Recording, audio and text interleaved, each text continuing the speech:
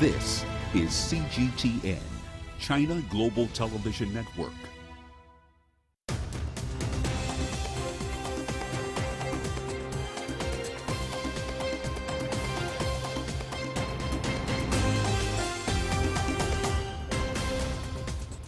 Hello and welcome to CGTN. This is The World Today. I'm Lindy Mtongana in Nairobi, and these are your top stories.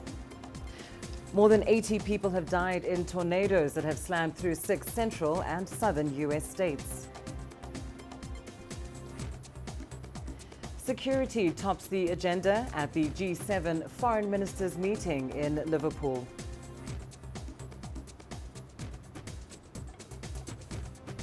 And Australia to shorten the interval for booster shots due to a rise in Omicron cases. Let's start in the United States. More than 100 people are feared dead after at least 30 tornadoes slammed their way through half a dozen states. The vast majority of the deaths were in Kentucky. Dan Williams has more from Mayfield, Kentucky. For as far as the eye can see, there's just block after block of complete devastation, complete destruction, buildings completely leveled, blocks of rubble just completely lining the streets here. Now, it has to be said, the full scale of the damage, well, that's still being assessed, but the death toll continues to rise. The emergency crews, they're continuing their search, but the Kentucky governor, Andy Beshear, says it will be a miracle for them to find any people still alive as well. But that search rescue does continue here throughout the night, even though the temperatures are continuing to fall here. This is what the Kentucky governor, Andy Beshear, said a little earlier. Beginning late last night and through the very moment that we are standing here, we have lived through some of the toughest hours of our lives as Kentuckians. This event is the worst, most devastating, most deadly tornado event in Kentucky's history. Well, in all, we know that around 30 tornadoes, we think, ripped through this area, as well as across 5 other states as well, including an Amazon factory in Illinois, which also saw 6 people killed there. But this town, this city of Mayfield, this is really, as you say, the epicenter of the destruction. President Biden saying that they will do everything it can in order to assist, and certainly this the signing of a federal emergency disaster declaration means that these extra resources now can be released. Now, as far as the emergency agency FEMA, well, they are expected to be on the scene later on Sunday, and you have to remember that here the fire station was damaged, the police station was damaged, so they will be very much supplying much needed equipment as this search and rescue process continues. And of course, then begins that rebuilding process as well, which is going to, it's already, as I say, getting cold here, and as we approach winter, there's going to be further challenges ahead as this community grapples once again to understand exactly what happened here on Friday evening. Now, a candle factory in Mayfield was almost demolished after the tornadoes hit, trapping dozens of people, including Kiana Parsons Perez. She went live on Facebook asking for help and was finally rescued. Okay, I don't know who's watching. We got hit by a hurricane. I'm at work in Mayfield, and we are trapped. Please, y'all, get us some help. We're at the candle factory in Mayfield. Please, please. It was extremely scary. It was extremely scary. Everything happened so fast. They had us in the area where you go in case there's a storm, and we were all there, and then the lights got to flickering, and then all of a sudden we felt a gust of, we could feel the wind, and then my ears kind of start popping, you know, as they would, as if you're on a plane. And then we did like a little rock, like this way, and then boom, everything came down on us, and all you heard was screams, and just hollering, and trying to figure out what to do. And it was absolutely the most terrifying thing I've ever experienced in my life. Well, President Biden says the disaster could be one of the largest tornado outbreaks in U.S. history. In his 40-year career as a meteorologist, Jeff Masters has really seen anything like it. He explained what role climate change may have played in fueling the storms. I was watching the radar last night and I was saying, wait a second, this is December. How is this happening in December? This is the kind of thing you would only see at the height of the season, March, April, May. I'd never seen anything like this this time of year. It's certainly true that climate change is making it more likely to have intense tornadoes outside of the usual season we think of. I mean, the March through June period where you get most of the violent tornadoes, because now it's warmer longer and you can have these favorable conditions for tornadoes at different times of the year. Climate change is also changing the area where tornadoes go.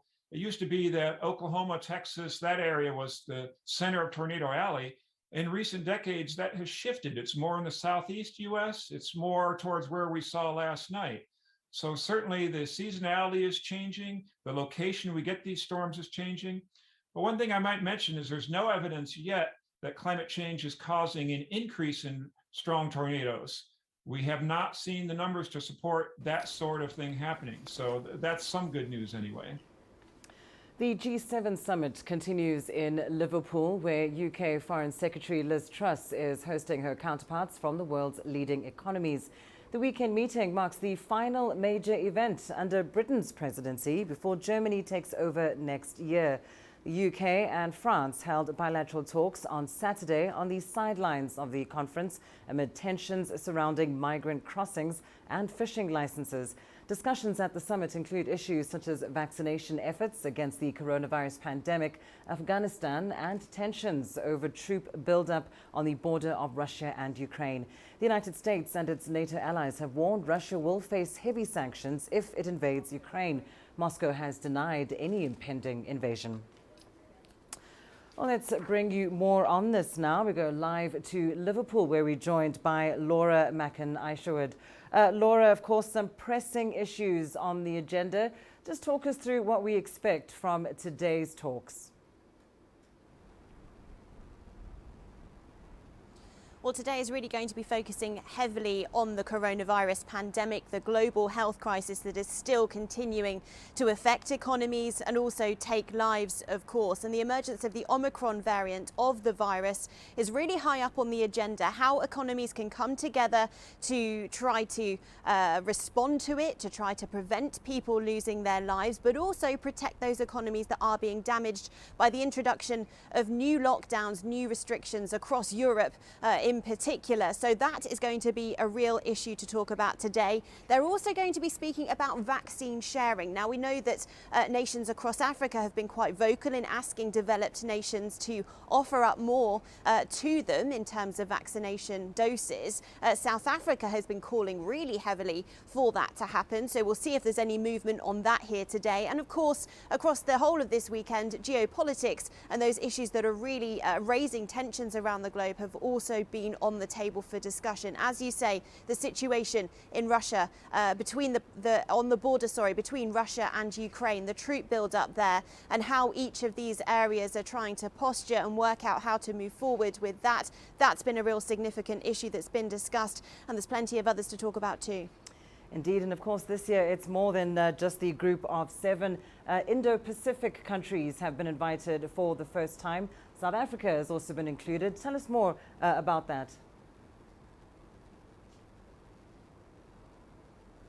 Yes, so this is all part of the United Kingdom's decision to shift its foreign policy tilt towards the Indo-Pacific, building relations there in terms of security, trade and investment. So that's why those ASEAN nations have been invited to talk, many of them virtually, of course, because of the travel restrictions in place at the moment because of the Omicron variant of COVID-19. Building relations, though, is a big big issue on the agenda, a big priority for the United Kingdom itself. And as you say, South Africa has been invited to these meetings as well. They also took part in the G7 Leaders Summit in Cornwall back in the summer. That's because Europe and the United Kingdom in particular see South Africa and the continent more widely as an area for investment, for growth, and also a real future power moving forward. So this is about relationship building more than anything and getting everybody on side to try to build those links.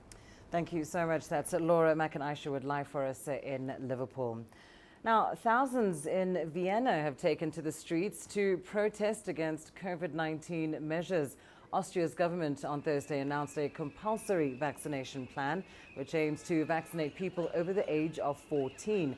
Now, under the measures, the unvaccinated will face fines of up to $4,000 every 3 months. Austria has one of Western Europe's lowest vaccination rates, with only 68% of its population fully vaccinated. If approved by Parliament, the vaccine mandate will start in February and last until early 2024. Well, Australia says it will shorten the time interval for people to get a booster shot due to a rise in Omicron cases. Health officials say people can get a booster shot 5 months after their second dose, as opposed to 6 months. Meanwhile, the US is urging Americans to get boosters. On Thursday, the FDA gave emergency authorization for 16 and 17-year-olds to get a third dose made by Pfizer and BioNTech. The FDA said rising COVID-19 cases in the US mean the benefits of boosters greatly outweigh the potential risk from the rare side effects. Well, that's it for this edition of The World Today. I'll be back shortly with more news from the continent in Africa Live. Thanks for watching.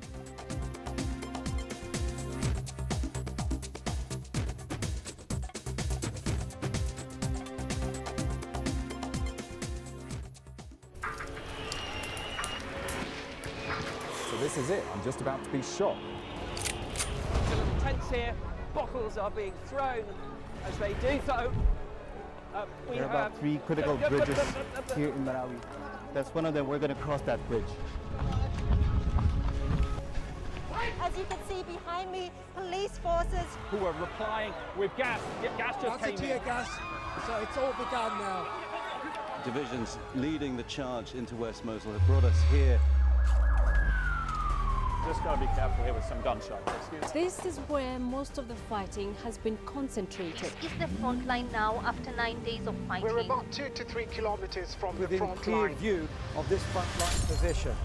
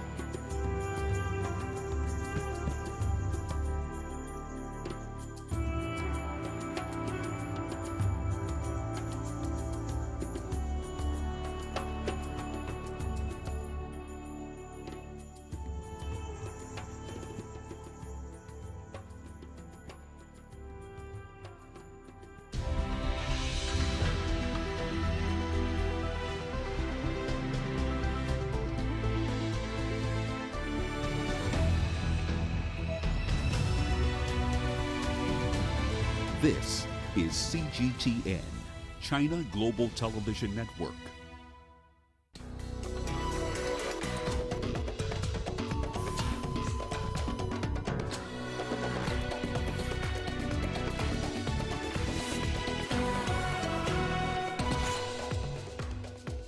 Libya delays the candidate list for elections scheduled in less than 2 weeks. Omicron spreads in South Africa, but severe cases remain low. And Somalia's food crisis worsens due to climate change. Hello and a very warm welcome to Africa Live on CGTN. I'm Lindy Mtongana in Nairobi. Also coming up on the program. In business, Zambia's international bondholders issue demands before a debt relief deal. And in sports, Algeria defeat Morocco after extra time to book a semi-spot. Now, let's start in Libya. The country's election commission says it will not publish a list of presidential candidates until after it settles some pending legal issues. The announcement to postpone the publishing of the list leaves almost no time to hold the election scheduled for December 24th. The stalemate takes place amidst legal chaos whereby different courts have issued contradicting verdicts about whether some candidates can run for office or not. The Commission admits that significant delays could increase the risk of derailing the wider peace process in Libya, but says a disputed poll conducted without a clear agreement on rules or eligible candidates could pose immediate dangers to instability. This comes amid growing jostling over the rules and legal basis of a vote aimed at ending a decade of instability. Well, let's bring you some analysis now. We're joined by Dr. Mustafa Faturi, a Libyan academic. He's joining us live from Paris. Doctor, thank you so much for your time. It has not been an easy road for Libya to get to this point of holding elections, and it seems there are some significant stumbling blocks ahead. Are you surprised by these latest developments? Thank you for having me, Linda. Not really. I'm not surprised because from the start, like 5 months ago, 6 months ago, we have been hearing from different quarters inside Libya itself and supported by foreign powers, of course. Different political actors have been trying to postpone the elections or have them shelved for another year. So it's not really a big surprise for me. But the latest developments, the stumbling blocks called, as characterized by the election commission in the country, in fact, they do not exist. What is happening right now is the attempts by various political actors, including, unfortunately, the election commission, which is supposed to be objective and balanced towards everybody and biased towards everybody. They are trying to exclude certain personalities from running for the presidential elections scheduled in less than 2 weeks. And specifically, I mean 3 people. Mr. Saif al-Islam al-Gaddafi, who enjoys a huge popularity in the country, as well as General Haftar and Mr. Dbeiba, who is the current caretaker prime minister. Yes. And of course, though, these elections are part of a broader peace process. If they are delayed, what does that do then for Libya's political process and stability? Well, that's a very difficult question actually to predict the answer for, because first of all, it will be very huge public disappointment, and the people, generally speaking, will have far less trust in the authorities as well as in the mission of the United Nations, who has been mediating the conflict and who has successfully reached this point with its help, of course, whereby we will go for public elections, and that's the first thing. The second thing, there is a high possibility of renewed conflict. However, it might not be straight away after the 24th of December. We will see what will happen then, and then there's also the possibility that further political feuding between the different parties in the country, especially in the western and eastern parts of the dividing line, if you like, there will be more political feuding and more delays. If the elections are postponed, as they are, there's a lot of speculations around that point right now, and there's the possibility that they could be postponed until March or February next year.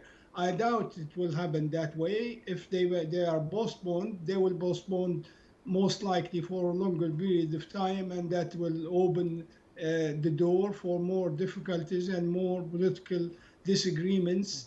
And we have to wait and see what the new United Nations Secretary General Special Advisor in Libya, Mrs. Stephanie Williams, who just came back to the role, and she was the woman who actually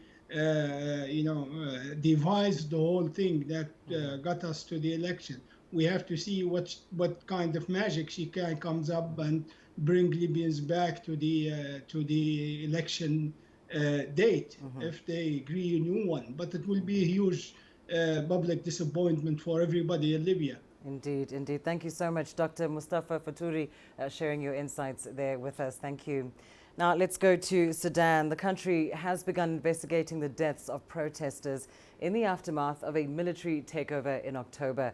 This comes amid calls for justice for those killed during the demonstrations. The investigation by a committee established by the Public Prosecution Office was among the terms of the agreement signed between General Abdel Fattah al-Burhan and Prime Minister Abdullah Hamdok. Thousands took to the streets following the military takeover. Security forces were accused of using live ammunition against demonstrators. The Central Committee of Sudanese Doctors has reported that over 40 protesters were killed. Regular authorities have certain methods of dealing with these investigations.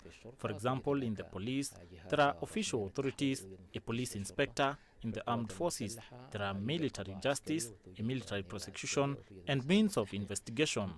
If there is cooperation, it is possible, but it will be done through the military and regular mechanisms used within these institutions. The year 2021 marks a major milestone for South Africa as the country marks the 25th anniversary of its post-apartheid constitution. CGTN's Yulisa Jamela has more. South Africa's constitution is one of the most internationally acclaimed constitutions in the world. It is widely acknowledged not only as one of the most progressive constitutions, but also as a transformative constitution, with its primary concern being to facilitate change in political, economic, and social relations in South Africa. It's important to highlight that many, if not most, of the advances we've made in our country are because of the constitutionally guaranteed human rights. Active citizenry has also been important in ensuring access to those rights.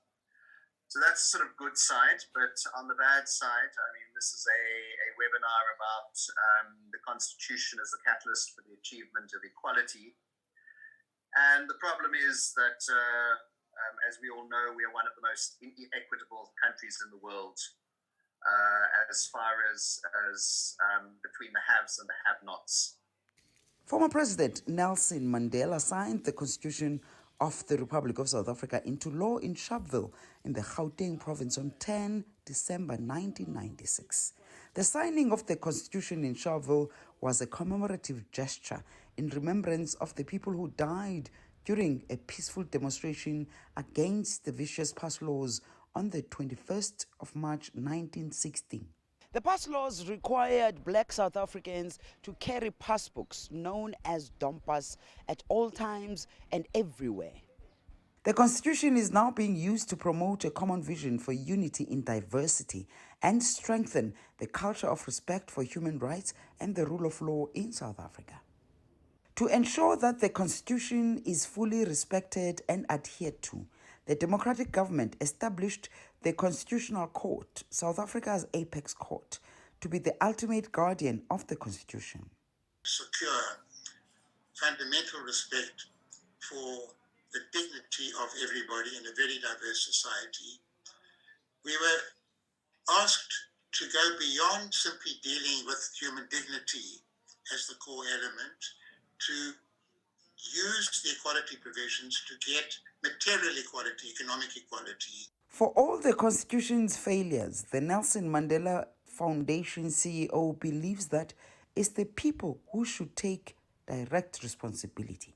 It rests on us as people to say we are the Constitution. If there is inequality, we have to take the blame. If there's no rule of law in our country, and we're beginning to turn it into a gangster state, where young people cannot just walk the streets and feel free to just be, or women cannot just feel free to walk on our streets, then we are to blame. For many South Africans, the Constitution remains a beacon of hope towards a better life. Alicia for CGTN in Johannesburg, South Africa. Now, as more countries continue to record cases of the new COVID-19 variant, Omicron, South African doctors say there is currently no indication the virus is causing more severe illness, even though it is spreading faster than the Delta variant. Now, according to South Africa's National Institute for Communicable Diseases, only about 30% of those hospitalized with COVID-19 in recent weeks have been seriously ill. That's less than half the rate during the first weeks of previous pandemic waves. Well, let's bring you more on this now. I'm joined by Dr. Sabelo Khatebe, a senior lecturer and immunologist at the University of Cape Town. Doctor, thank you so much for your time. Of course, this is encouraging to some extent, less severe cases, but of course, Omicron is spreading. Just give us an update on these latest findings on the Omicron variant. So what we know so far is that it started mainly in Pretoria, so Gauteng province, and cases have been going up there quite quickly, and it's obviously spreading to other provinces as well. I mean, just today we reported about 17,000 new cases. So it is spreading fast. I mean, it's doubling every 2 to 3 days. But what is encouraging at the moment is that it doesn't seem to be. We don't get severe cases. So I think that's promising, but obviously it also means it has the potential to overwhelm hospitals. So that's essentially what we know so far. Yeah, and of course, as you say, I mean, it's tens of thousands of cases every single day. What then is the impact of this Omicron variant, this new wave, when you look at ongoing efforts to actually end this pandemic in South Africa and beyond? Yeah, I think obviously it is setting the world back a bit in terms of handling the pandemic. I mean, if you look at the latest data on the vaccine effectiveness of vaccines, so what we know right now is that it probably with the new variant it drops to about 35% in people that are fully vaccinated, so 2 doses of Pfizer. So that is discouraging, but I guess. It also means that, you know, if you look at countries like the UK, they've had, they've had 3 plans. I think it was Plan A, Plan B, Plan C, and they're having to really change and review almost everything because cases are going up and hospitals are also struggling. So I mean, these are countries that also have, almost full vaccination. So yeah, it is setting the world back a bit. In some ways, but I mean, I guess we always knew that variants were always going to come. We just had to be ready. Well, part of being ready is that we're seeing some countries now, of course, telling people that they should get a 3rd dose, that this could actually help protect against Omicron, a 3rd vaccine dose, that is. Well, what does this mean for African countries where, there are some countries that are still struggling to hit those targets of just giving people the very first dose of the vaccine? Yeah, I mean, I think the vaccine inequity is a real big world problem. Africa, I think less than 10% is vaccinated. So that's, I mean, we're not going to reach those targets or vaccinating 40% of the population by end of this year. And probably, I mean, a lot of countries probably towards 2023, that's when they might be able to vaccinate at least to the first dose.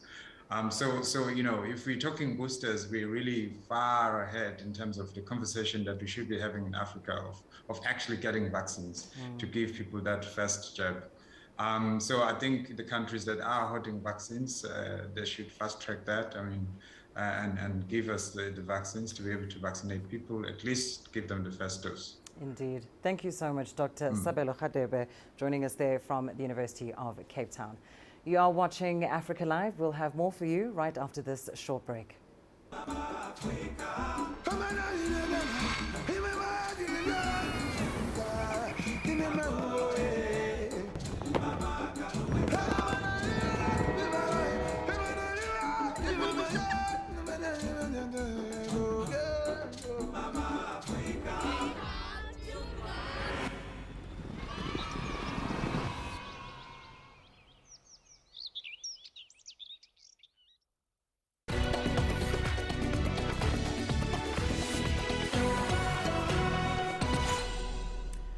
Climate change and other factors are exacerbating the humanitarian crisis in Somalia. The World Food Programme official in the country, Lara Foss, warns the ongoing drought will cause significant famine by next May. Somalia is experiencing its third failed rainy season. And this evolving drought situation is particularly of concern because already we had 3.5 million people in what we call an acute phase of food insecurity. It looks like those numbers could even reach as high as 4.6 million in May. This is 30% of the Somali population. Well, Fossey also says over 1 million children under the age of 5 are malnourished. A fifth are in a potentially life-threatening condition. Nearly 3 weeks ago, the Somali government declared a state of emergency and appealed for international assistance. The World Food Programme has provided aid to local residents, mainly for malnourished children and pregnant women. Nigeria is said to have a high prevalence of gender-based violence. That's according to a recent report by the United Nations. The report shows that no less than 45% of women from Kenya, Morocco, Jordan and Nigeria, where the research was conducted, have been exposed to at least one form of violence. CGTN's Kelechi Emekalam reports. 39-year-old Roslyn Okon is a survivor of domestic violence. She says she suffered intense physical, sexual and emotional abuse in the hands of her ex-husband. She wasn't spared even during her pregnancies, actions that made her suicidal. He doesn't just beat me, he beats me and rapes me immediately. From 4 months, I was always induced through trauma.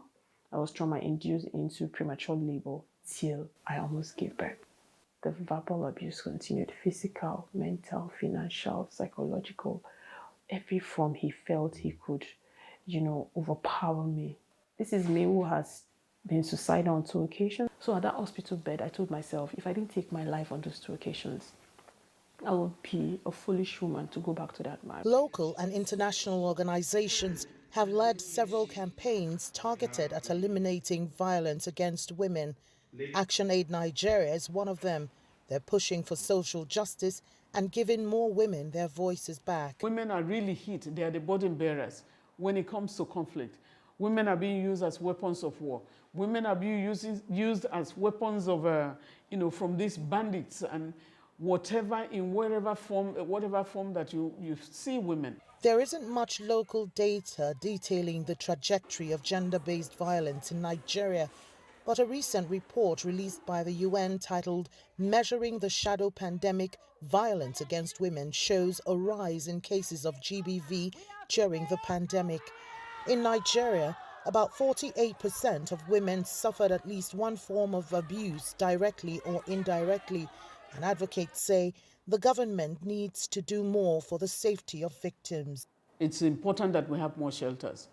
A lot of non-governmental organizations, actually doesn't have a shelter, but we work through our partners because that is one of the strengths of ActionAid. It is important that people have funding. I do hope that with the new law of special courts being created for sexual and gender-based violence, the Nigerian judicial system will please take people like us, survivors and victims of all forms of gender issues, more serious. and treat our cases urgently. Survivor Rosalie Okon counts herself lucky to have made it out alive, but there are many others who weren't as lucky. Her encounter has given her a voice of advocacy, encouraging others like her to speak up against a trend that's putting many lives at risk. And advocates also believe that men rising up to protect vulnerable women and girls is key to curbing the menace. Alicia, CGTN Abuja, Nigeria. And to Benin now, where opposition leader Rekia Madugu has been sentenced to 20 years in prison. Madugu has been found guilty of involvement in terrorist acts by financing an attempt to assassinate political figures. She was one of several opposition figures banned from running in the April election, which saw the re-election of President Patrice Talon. The ruling was made by the Economic Crime Terrorism Court in the capital, Porto Novo. Her lawyers have condemned the outcome of the short trial as a political attack, saying there was no evidence. Attacks on state security, money laundering, criminal association, financing of terrorism. Do you see the consequences of acts that should have been carried out if the state today had not been vigilant, if it had not been monitoring? The trials that have taken place have nothing to do with politics on the one hand, and these trials have respected the criteria of a fair trial, namely reasonable time, adversarial process, and double jeopardy. American R&B star Alicia Keys has launched a new album called Keys.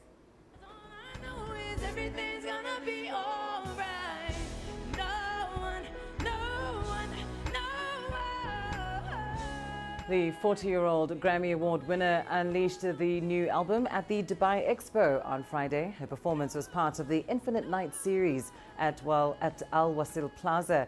It was streamed live to millions of fans worldwide. The newly launched album follows her 2020 hit, Alicia, that ranked number 4 on the Billboard 200 chart.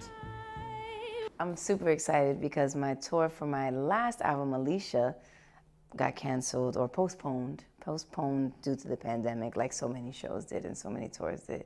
And so now, in 2022, I'm able to come back and perform Alicia, and now with my new album, Keys, I'm able to put them together. So it's the perfect moment to experience Alicia and Keys. So I'm really looking forward to that. It's going to be global, worldwide. I can't wait to see everybody. I miss performing so much in the tour setting and seeing people and connecting and really experiencing music in that once-in-a-lifetime way. Well, over the past 2 decades of her career, Keys has become a global pop and R&B icon, as well as a best-selling memoir author, actress, activist, entrepreneur, Grammy host, philanthropist, and pioneer of the #NoMakeup trend. Your business news up next. Coming up, Zambia's international bondholders issue demands before a debt relief deal.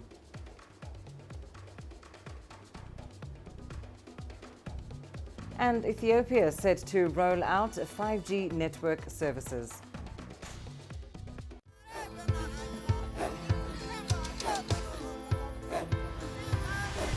Africa is a continent of diversity, with varied climate and enchanting geography, and a people so distinct, but with a shared enduring spirit.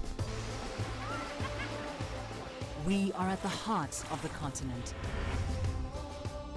to bring you the untold stories. Let's have a look. We celebrate Africa as it shapes its own destiny. Tunis, Cairo, Juba, Johannesburg, Ethiopia, Tanzania. Africa Live.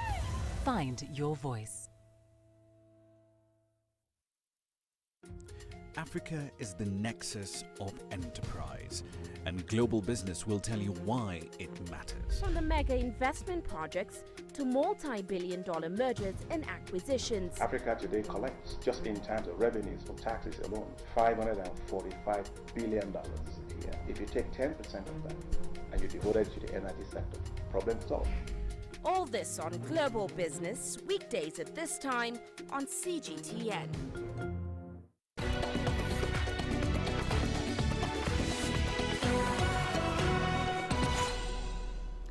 A group of Zambia's international creditors say the country needs to provide more details on its latest IMF support program and its own economic plans if the two sides are to strike a debt relief deal.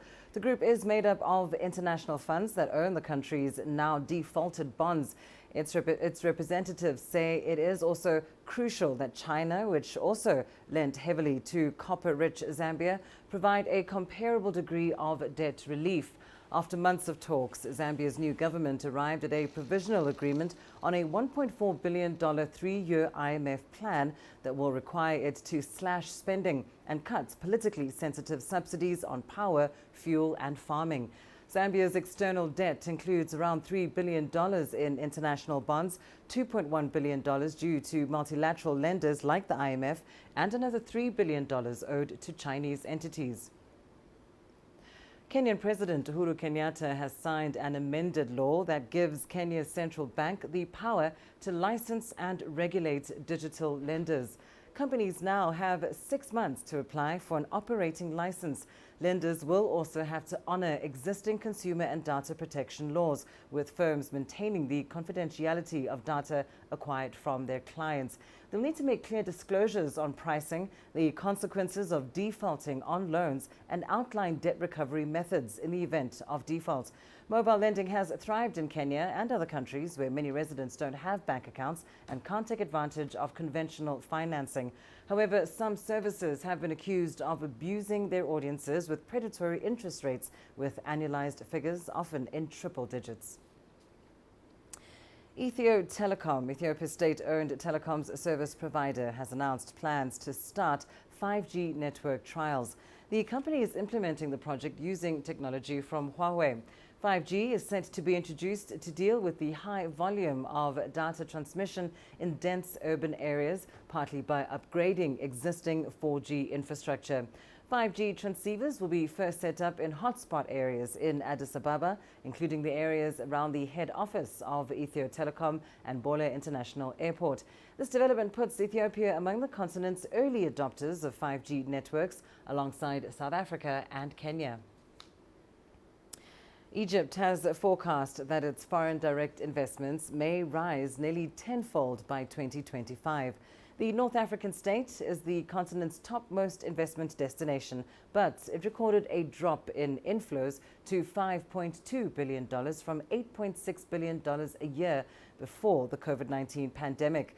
But as Yasser Yakim now reports, the International Monetary Fund and the European Bank for Reconstruction and Development believe the country's economy can rebound quickly from a pandemic-induced downturn.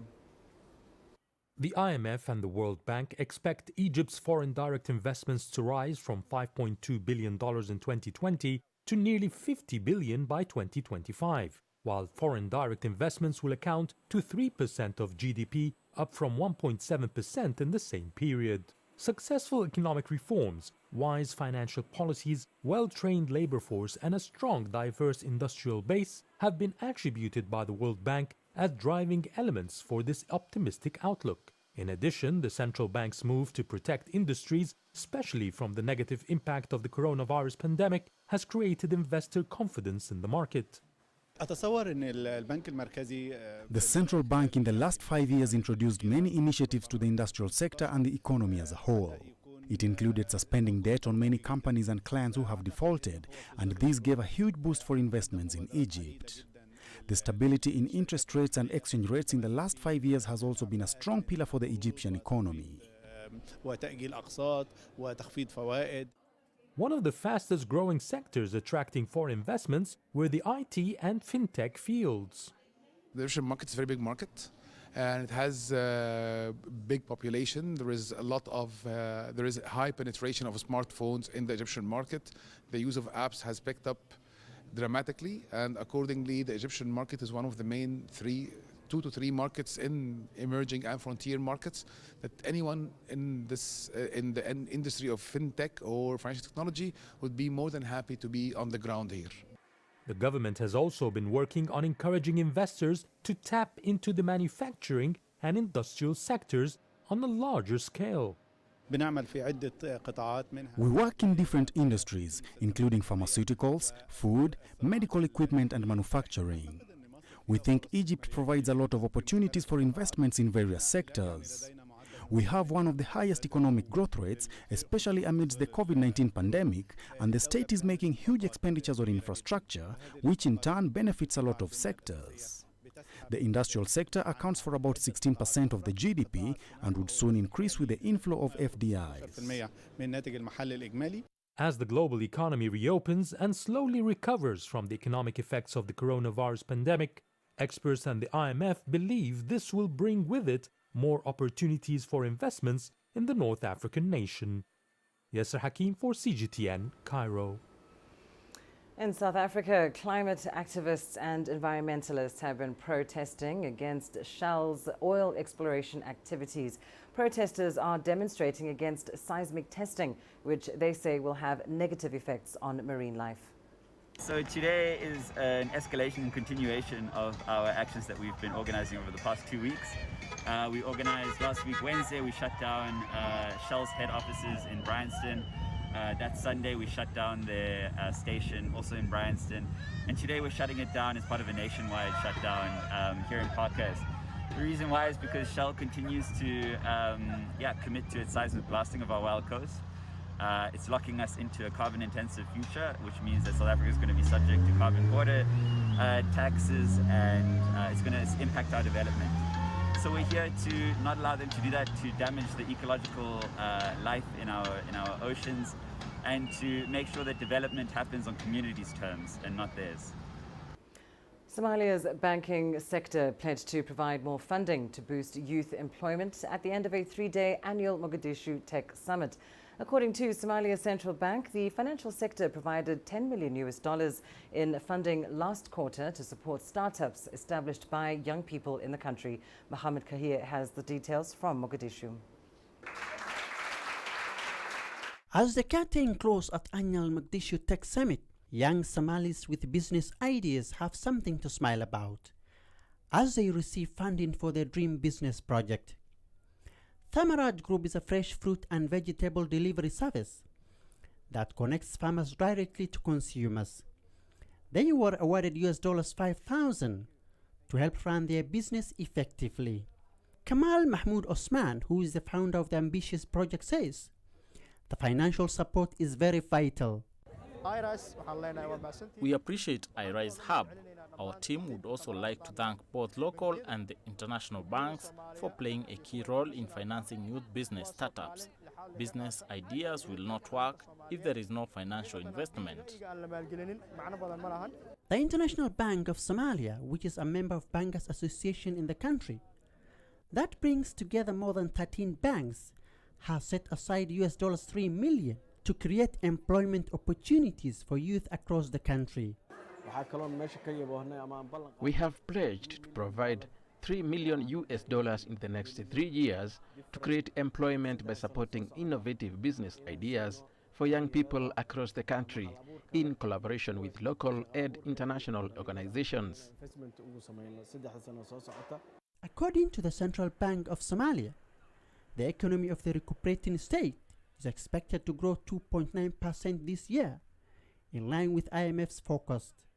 Livestock sales, telecommunications, and remittances from Somalians working outside the country is key for Mogadishu's economic growth. Mohammed Kahir, CGTN, Mogadishu, Somalia. And coming up in your sports news, up next. Algeria defeat Morocco after extra time to book a semi-spot.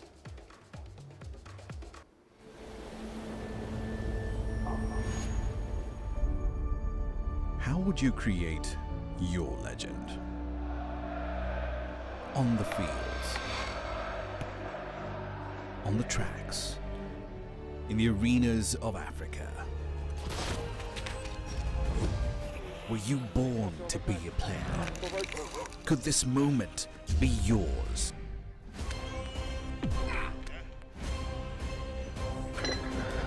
Sports Scene. Find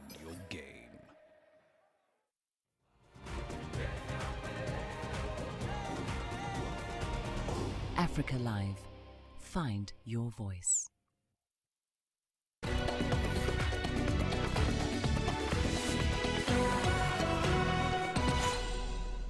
We start your sports news in the Middle East, where Algeria got past Morocco on penalties in a tightly